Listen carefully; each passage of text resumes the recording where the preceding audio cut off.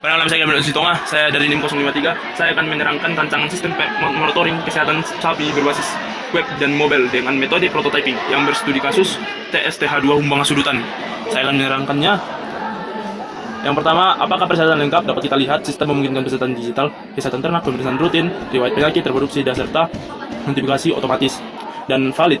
Validasi yang dilakukan yaitu rekrutmen ini mencakup fitur utama, namun belum menjelaskan ya tentang detail seperti validasi data, pemeriksaan dan lain-lain. Dan kesimpulan yang didapat yaitu tidak kompet dan perlu penambahan detail yang lebih spesifikasi lagi.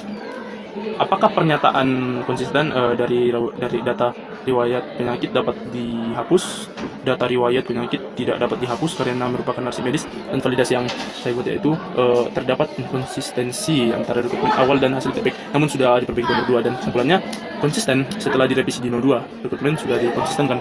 Kita lanjut ke nomor 3, yaitu apakah persyaratan dapat dipahami? Sistem harus memiliki kecepatan. Validasi yang saya lakukan yaitu pernyataan terlalu umum dan tidak terukur apa yang dimaksud dari kecepatan itu.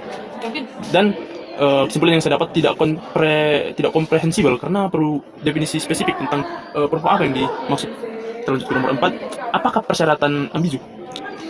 Sistem dirancang agar memungkinkan pencatatan digital data kesehatan ternak. Validasi yang saya lakukan yaitu rekrutmen ini mencakup jelas namun memungkinkan, bersifat ambigu, lebih baik digunakan, harus menyediakan. Dan kesimpulannya adalah ambigu, kata memungkinkan, dapat diinterpretasikan berbeda, sebaiknya digunakan kata yang lebih tegas seperti harus atau wajib. Kita ke nomor 5, apakah dokumen persyaratan terstruktur dengan baik? Dokumen TA ini memiliki struktur bab 1, bab 2, dan bab 3 yang desain dengan use case, IR diagram BPN, dan bab yang terimplementasi dan testing. Validasi yang saya lakukan ini dokumen terstruktur dengan baik, terdapat pembagian jelas antara kebutuhan fungsi dan non fungsi, dan dilengkapi dengan diagram yang mendukung. Dan kesimpulan yang saya dapat terstruktur namun memiliki organisasi yang baik dan mudah dinavigasikan. Dan lanjut ke nomor berikutnya,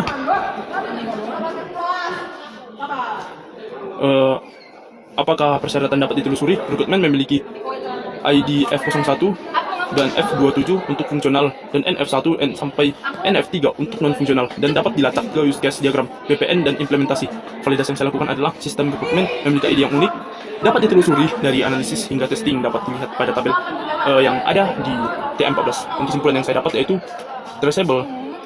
Setiap rekrutmen memiliki identifier dan dapat dilacak sepanjang SDLC-nya. Apa kebutuhan?